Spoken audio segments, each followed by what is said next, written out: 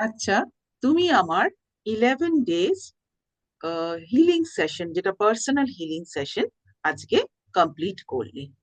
তুমি যদি একটু শেয়ার করো যে 11 ডেজ আগে তুমি যেরকম মন নিয়ে এসেছিলে আর আজকে যে তুমি ফিরে যাচ্ছ, তুমি কি কি ডিফারেন্স ফিল করছো, সেটা একটু আমাদের কাছে বলো। আগে বল। সবসময় নেগেটিভ ফিল করতাম, কোনো কিছুতে ভয় পেতাম।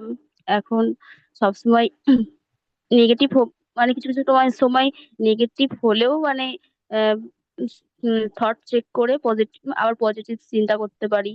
আর আর শরীরের দিক দিয়ে যেরকম অনেক ব্যথা ছিল শরীরে কমে গেছে, দুশ্চিন্তা কমে গেছে। আর তারপরে টাকা পয়সা আসছে আস্তে আস্তে।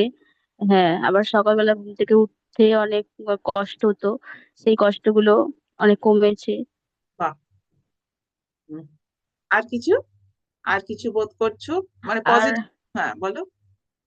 হ্যাঁ, উম, আর এই যে এই হিলিং করে মানে মানে সবসময় মানে পজিটিভ হুম। ভাবনা চিন্তা আসছে, নেগেটিভটা অনেকটা হুম। নেগেটিভ কথা মানে ভাবলে সঙ্গে সঙ্গে মনটা আবার চেক করলে সব মানে এটা আবার পজিটিভ হয়ে যাচ্ছি।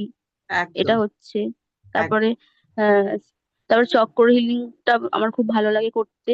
হুম, ওটা হুম। ওটা করে মন অনেক শান্ত হয়, মন অনেক শান্ত শান্ত লাগে, মনটা অনেক ভালো লাগে। আমি ওইটা প্রতিদিনই প্র্যাকটিস করি, চক্র হিলিংটা।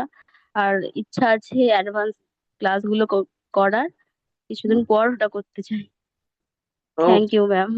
থ্যাংক ইউ, থ্যাংক ইউ, খুব থ্যাংক ইউ। সুন্দরভাবে তুমি বললে। আমি আশা করছি যে এটা শুনে অন্যরাও মোটিভেটেড হবে, যে পার্সোনাল হিলিং সেশন করে নেগেটিভ থেকে পজিটিভ ফিল করা সম্ভব। 11 দিনের মধ্যেই, এই সেশনের মধ্যেই সেটা বোঝা যায়। আর তুমি প্র্যাকটিস চালিয়ে যাবে, প্র্যাকটিস বন্ধ করবে না। প্র্যাকটিস করলে পরে দেখবে দিনে দিনে তোমার আরো উন্নতি হচ্ছে, আরো পজিটিভ ফিল করছো, তোমার আরো হিলিং হবে।